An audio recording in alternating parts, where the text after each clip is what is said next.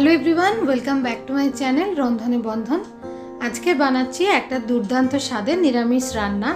তো কুমড়োর একঘেয়েমি রেসিপি থেকে বেরিয়ে একটু অন্য রকমের রেসিপি এই গরমে একবার ট্রাই করা যেতেই পারে।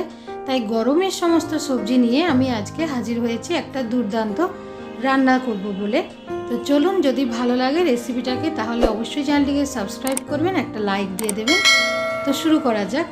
এখানে আমি কিছু সবজি নিয়েছি। তো এখানে একটুখানি কুমড়ো আছে, দুটো ঝিঙে, আলু আর রয়েছে পুঁই শাক।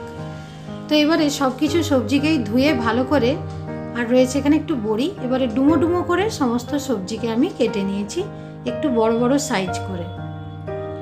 কড়াই বসিয়ে দিয়েছি, কড়াইটা গরম হয়ে গেছে। কড়াইয়ের মধ্যে দিয়ে দিচ্ছি সর্ষের তেল। রান্নাটা সর্ষের তেলেই হবে। 5 ফোড়ন আর শুকনো লঙ্কা এখানে ফোড়ন হিসেবে দিয়ে দিলাম।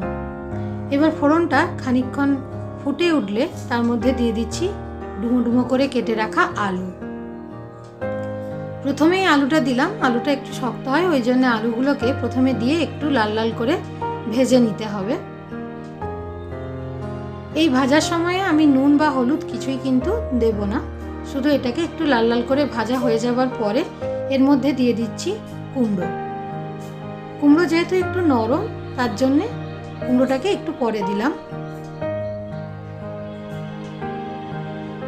কুমড়োর এই রেসিপিটা খেতে দুর্দান্ত লাগে, গরম ভাতের সাথেই বলুন বা পরোটা দিয়ে রুটি দিয়ে খেতেও কিন্তু খুব ভালো লাগে। এবার কেটে রাখা ঝিঙেটা দিয়ে দিলাম। ঝিঙে কিন্তু এই গরমের জন্য খুব ভালো একটা সবজি, ঝিঙে শরীরকে ঠান্ডা রাখে। এবার সব কিছু একসাথে একটু ভাজা ভাজা করে নিতে হবে। এবার দিয়ে দিচ্ছি আমি পুঁই শাকটা। আমি পুঁই শাকটাকে কিন্তু একেবারে কুচি কুচি করে কাটিনি, একটু বড় বড় করেই পাতাগুলো রেখেছি, কারণ শাক জাতীয় জিনিস কিছুক্ষণ নাড়াচাড়া করার পর একেবারেই কমে যায়। এখন হয়তো কড়াইয়ে অনেকটা লাগছে, কিছুক্ষণ কষালে এটা একেবারেই কমে যাবে। এই সময় ফ্লেমটাকে একটু বাড়িয়ে দেবেন। একটু নাড়াচাড়া করার পর এর মধ্যে দিয়ে দিচ্ছি আমি পরিমাণ মতো নুন, হলুদ আর একটুখানি লঙ্কার গুঁড়ো।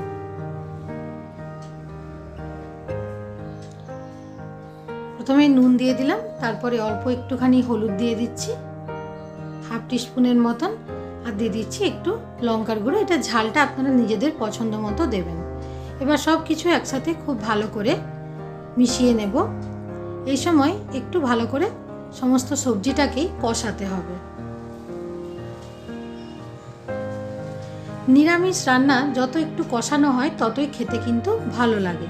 আমি 5 মিনিট ঢাকনা চাপা দিয়ে রান্না করলাম। দেখুন 5 মিনিট পর সবজির কালার কিন্তু একেবারেই আলাদা হয়ে গেছে, সবজিগুলো একেবারে নরমও হয়ে গেছে। এই সময় এখানে দিয়ে দিচ্ছি জিরে বাটা, হাফ টিস্পুনের মতন জিরে বাটা দিলাম, আর দিয়ে দিচ্ছি এখানে আদা বাটা, কাঁচা লঙ্কা আর আদা বাটা, এটাও 1 চামচ দিলাম। এবার সব কিছু একসাথে খুব ভালো করে মিশিয়ে নেব। দেখুন অনেকটাই জল জল হয়ে গেছে। অল্প একটু চিনি দিলাম, মিষ্টিটা একটু ভালো লাগে, যেহেতু কুমড়ো নিরামিষ রান্না সেই জন্য চিনি একটু অবশ্যই দিতে হবে। এবার এটা একদিকে হতে থাক, অনেকটা সেদ্ধ হয়ে গেছে। আমি কেটে দেখিয়ে দিলাম একটা আলু। এবার কড়াইয়ে ওটাকে সাইড করে একটু তেল দিয়ে দিচ্ছি, এর মধ্যে দিয়ে দিচ্ছি বড়ি। এই বড়িগুলোকে একটু লাল লাল করে ভেজে নিতে হবে। তারপর পারলে একটু হাতে করে ক্রাশ করে দিতে পারেন, কিংবা এভাবেও গোটা গোটা রাখতে পারেন। বড়িগুলোকে তুলে নিচ্ছি। এবার এই বড়িগুলো এই তরকারিটার সাথে মিশিয়ে দেব। এটা মিশিয়ে দেওয়ার পরে খেতে কিন্তু দুর্দান্ত লাগে।